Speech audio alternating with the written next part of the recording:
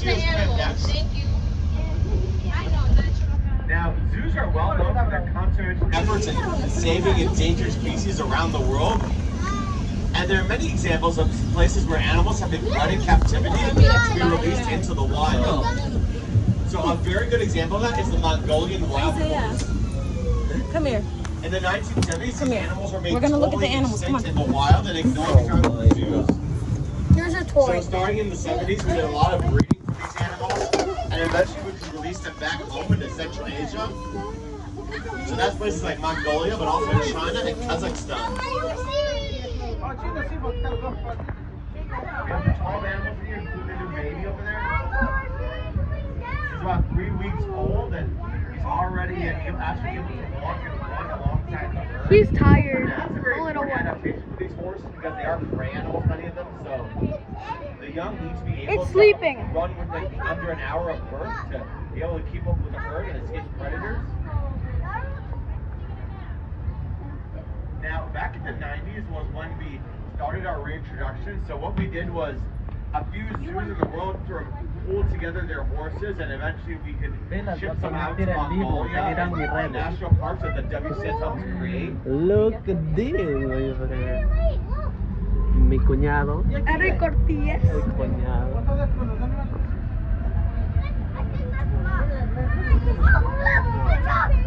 Also, fun fact, these guys live as far west as Ukraine in the Chernobyl exclusion zone, and they're actually thriving there. So there are a lot of other animals that the Bronx Zoo help rescue from extinction. You can learn all about them as you walk around the park. For example, we have the deer that are across from Tiger Mountain called the Pierre David deer that live in China. They went extinct in the wild in 1900, but we were one of the zoos that helped put them back into China. We also have the Kihansi spray toad, a small toad from Tanzania that's the size of your thumbnail from Tanzania. And we have them in the world of reptiles. So if you want to learn more of the stories of conservation, Eric from TikTok and you Facebook. can also go to our Animal Chronicles trail that we have for our 125th anniversary, where we tell more of these stories about saving animals from extinction.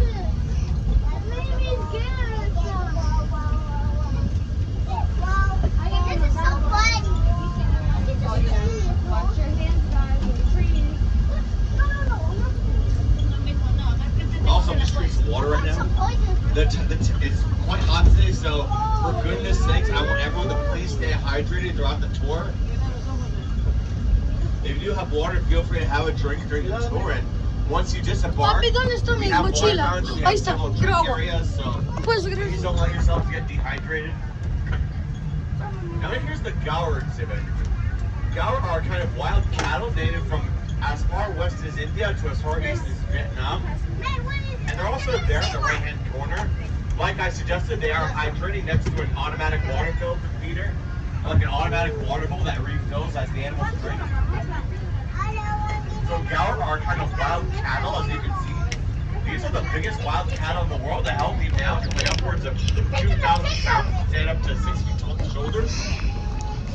A female Gaur is also a quite impressive animal with big horns. Both the males and females have horns, so way over there's a male and female saying Gaur together. Yes, this is a buffalo. It's a buffalo, guys, dude. A buffalo. Yes, a buffalo. Oh, holy shit. Especially a tiger that may try to take a calf. Oh my god. Hijo de puta, están These guys are bastante. there trying due to mostly habitat loss, but another problem is when cattle and farms get diseases, the Gaur get diseases too. The Gaur aren't involved to fight them off. That's another big problem. So we have a lot of programs with Gaur in the wild, as well as having our population here in zoos that we can look after. Over here's a big wooden fence. You may be wondering why we need it, because it helps keep the sound down for the next animal on the tour. It also helps reduce the cycle time that may come from the Bronx River Parkway, so the animal doesn't feel like it's being watched. So coming next is the tiger. Now I'm going to re-emphasize the rules, everyone listening. No hands outside of the train. Sit down, and absolutely no leaning anything over the train. Cameras, babies, etc. In here we have Sapana, a gorgeous female Malayan tiger from the Malay Peninsula of Southeast Asia. Now, here's a point of reference. There are approximately 90 to 100 people in this train. If you multiply that by 3, that's the population of Malayan tigers left in the wild. So there's no more than 300 of these guys and gals left in Asia. Overall, there's around 4,500 tigers in Asia, and while numbers have been increasing, they are still gravely threatened by habitat loss and poaching. I gotta speed up a little so we can get a better view of the kitty cat. Now, the Malayan tiger is one of the smaller subspecies of tiger, but she is still around 150 pounds. I'm sorry, 250 pounds, and most of that is raw muscle. Now, notice the eye spots on the ears. Those are, the reason they're called eye spots is because they sort of act to make animals not disturb them, so it's like they're watching them. Sort of like fake eyes. So that's why tigers have those eye spots. It's especially important for vulnerable cubs to use those eye spots. Now, tigers are carnivores, so they hunt a wide variety of different prey, such as deer, wild pigs, and wild cattle. Pretty much any large hoofed mammal that can get their claws on. And once they've taken down an animal, a tiger can eat up to 40 pounds of meat from a kill in one sitting, which is roughly the equivalent of 160 hamburgers in one go. So as I said earlier, there's 4,500 We're at the flipping tigers zoo and there's left a in Asia. flipping The numbers are tiger. going up in some places, There's a but in tiger other right places, here, they're dude. still really Holy having a hard time cow. of it. And again, the Malayan tiger is at 300 animals left in the wild. So that's a real big problem. So that's where we come in. We're helping with a lot of programs in both France and back in Asia to help tigers survive. Oh, here's a beautiful view of the gaur. Do you see all the males there chewing? This is the back part of their meadow where they go inside for the night. Oh.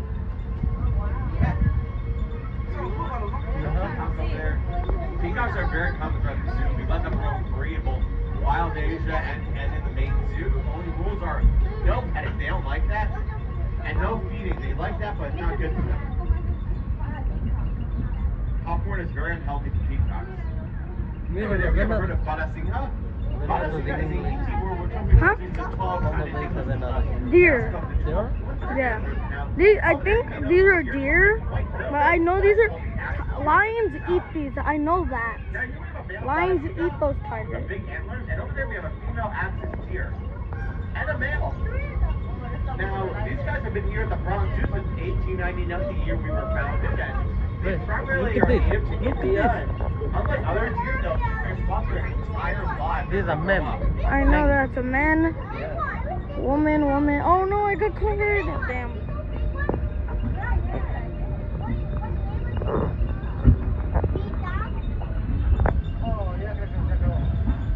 No, that's what I asked you about a very special kind of wild pig called the Babirusa. The Babirusa is native to the island of Sulawesi in Indonesia. Yeah, take pictures. Oh, there he is. Oh, let me see your eye. Babirusa roughly means pig deer in Malay because they have tusks that come out of the head, almost like the way the antlers of a deer work. And they actually curl along the face, as you can see in this male. Oh, kita. Ay, Pig. la watosa. Shortly for our next animal, the Asian elephant. The elephants? Holy shoot! Asian elephants are the largest land mammals in Asia. A female will weigh in at roughly 3 tons and a male twice as much. Asian elephants can eat up to 200 pounds of food a day, as well as drink up to 60 pounds. libras de comida cada día. Yeah, I know. Now, besides how big they are, you may have also noticed the trunk. This is Patty here. Patty's not in her 50s. And notice how long and dexterous her Mira trunk cómo is. está ese pavo. They can move that as much as a human hand, if not more so. And Look at that. That's where they swim. That's where they swim. There's a duck. That's where they So, swim. an elephant can pick up something as small as a strawberry without breaking it. And they can also tear down an entire small tree if they want to. Look at that. Isaiah, that's an elephant. This is our elephant Patty. Notice the 2 little fingers on the end of the trunk? You can actually pose those like a finger and a thumbs up grab thing. They're actually start hanging out. Butt cheeks. He's currently in her 50s and they do receive a lot of quality I care said as we they speak. get grown. And now the way we do it is through protecting contact. So basically, if we want to take care of her feet, for example, we'll have her poke them Yeah. through the wire and just brush them or file down the nails. Es mujer tiene chichis. Tiene chichis. So that's how we ¿Ves? care for our animals. Get the problem. Tiene chichis. I'm just about to say, everyone to please sit down. Yeah, unfortunately, there's no standing on this ride. It is a safety issue. Now, coming up next, we have the Indian rhinoceros. Rhino? Coming up next, very soon. I see them holding in the back. We'll get a better view of them as I speed up the train. This is a species that is native to northern India and Nepal. And unlike African rhinos, which tend to prefer drier areas in Africa, these guys prefer really wet areas, especially areas with a lot of access to mud. So among the rhinos, the Indian rhinoceros is considered semi-aquatic, meaning they like to spend a lot of their time in the water. I'm gonna drink water. Ahí está. Oh my god. So Yeah. over here we have Tuna, Patrick, and Priya. Patrick is the one with the shorter horn, and Priya is the one in the front. Rhinoceros grow their horns throughout their life.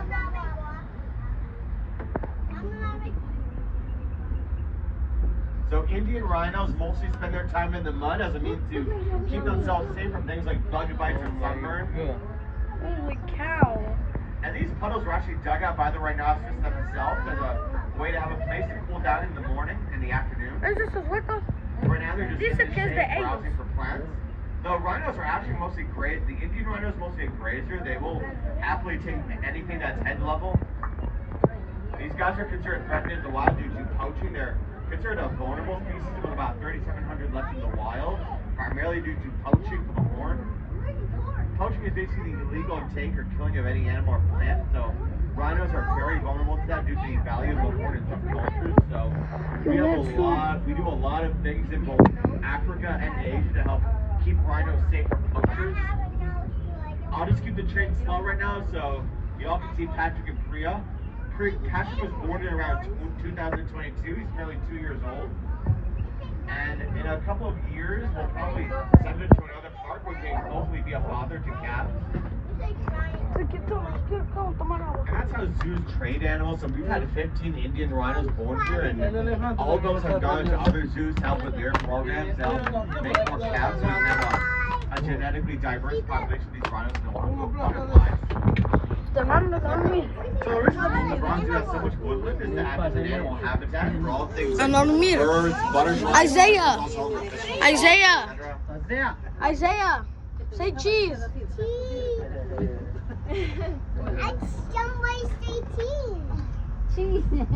Somebody say cheese. Okay, I think everyone's seen the rhino. Let me just move on to our next habitat for Don't let him go on your phone. Really big yard for those guys. Come in. Yes, you having fun? You having fun?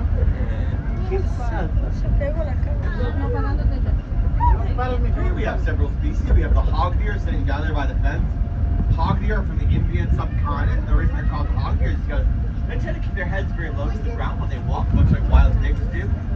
And they're also very short and stumpy, much like wild pigs. And when they run very low to the ground with their heads held low, much like pigs.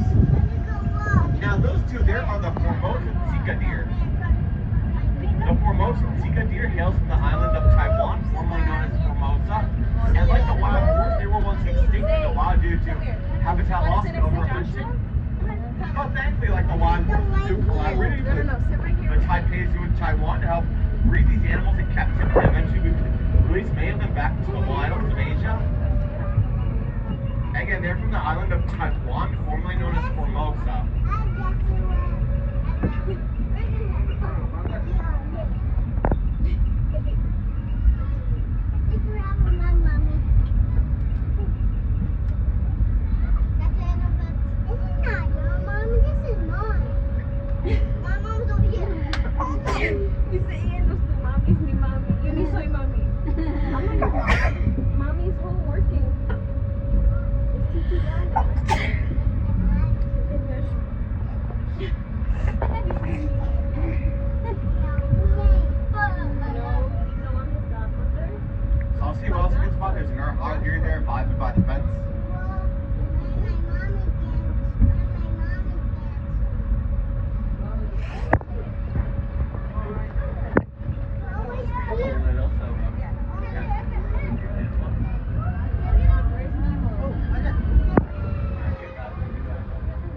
You got to slow down with the heck.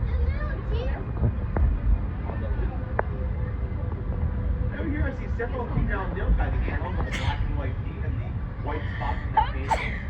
Nilgai is a Hindi word which roughly translates to blue bulk, as the males come in a bluish gray, whereas the females are There are tanning mooses color. over there. Now we are. Oh, never mind. No, there are not mooses. We do have a yellow light here. ¿Y la Bubu dice? And a tufted deer. La Bubu. There's a La little Bubu. tuft down her head. These guys come Ahí está la from northern Bubu. China and Russia. Abubu! Salud, ya Bubu. And they're very Mama. small. An adult male will only grow to be around Papi. 30 pounds in weight.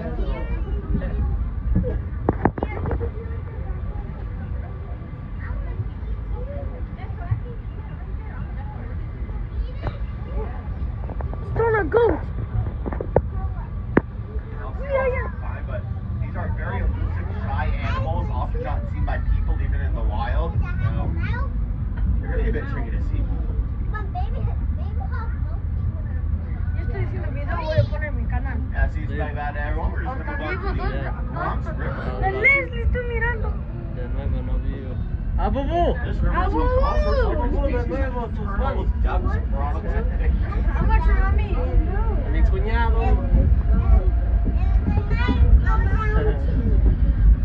Hola, ñaña. We have a lot of different Isaiah. animals. Like Isaiah, esto es mi nuevo amigo, Isaiah. Isaiah. rare. Holy shit. Again, frogs are one of the most important habitats in New York City for a wide variety of animals. Not only the woodlands, but also the amount of dung our animals produce attracts a lot of wildlife and any leftover hay and other bits of food that they keep to keep out. And here's the markhor exhibit, our last big animal to tour. We have a male sleeping by the tree. So we have females on the rocks. Markhor are native to the Himalayas. Now it's animal in Pakistan. And here's some of the most skilled mountaineers in the animal kingdom. Now, look at the hooves of the female. The females can Mira, sort of, mira, mira. the hooves can sort of bend and grab at the surface. They can sort of go with the mountains like a climbing shoe. And they can move a little. So Markhor are very good at gripping the mountain surface. And they can run and jump all over these rocks.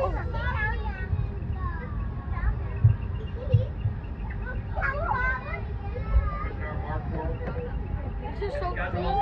We're at the zoo right now, and we just got onto the train ride. Person severe sickness. Hola. Males. Hi, everyone. Right now they're just sitting in the shade because it is a hot summer. Look at this.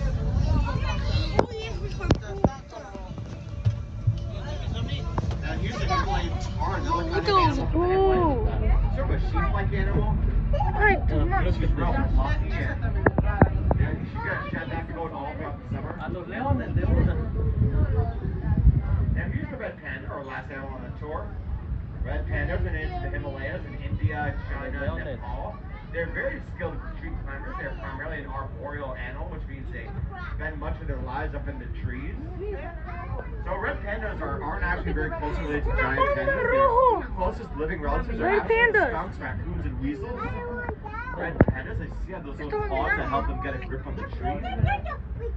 Pretty small, about the size of a small cat. In fact, they're even called small bear cat in Chinese, Firefox, or Nepal. Red Their panda. primary diet is Holy bamboo. That's some of the shit. bamboo growing in the Bronx Zoo is trimmed specifically for our red pandas we have here. And a Himalayan highland. So if you'd like to see this animal again or want to get a better photo of this species, just go to Himalayan highlands where we also have a family of snow leopards. Ese es de chinos. Esos son chinos.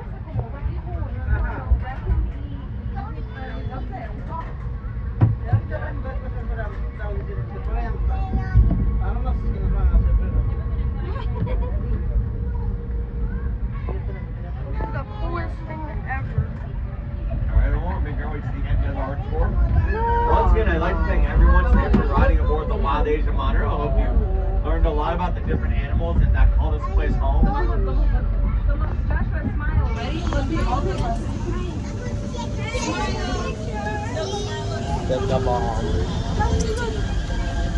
Este es el día.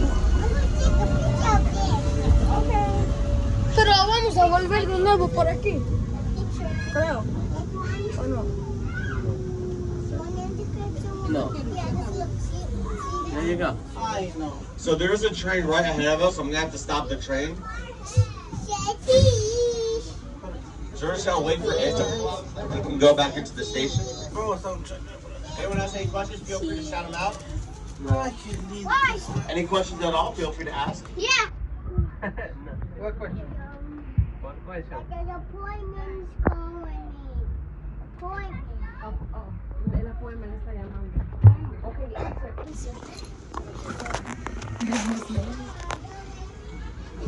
It's a brown guy. It's a brown guy. He looks good. You didn't see the photo. My cuñado.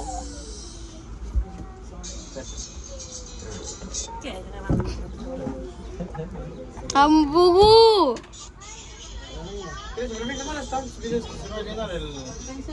Yo lo voy a poner en YouTube.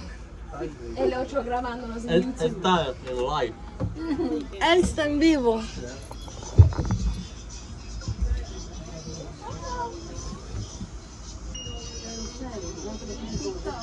We're in a train. We're in a train. Pero nice estaba, ¿no? Don't say hi. Carlos, mira. La Nicole.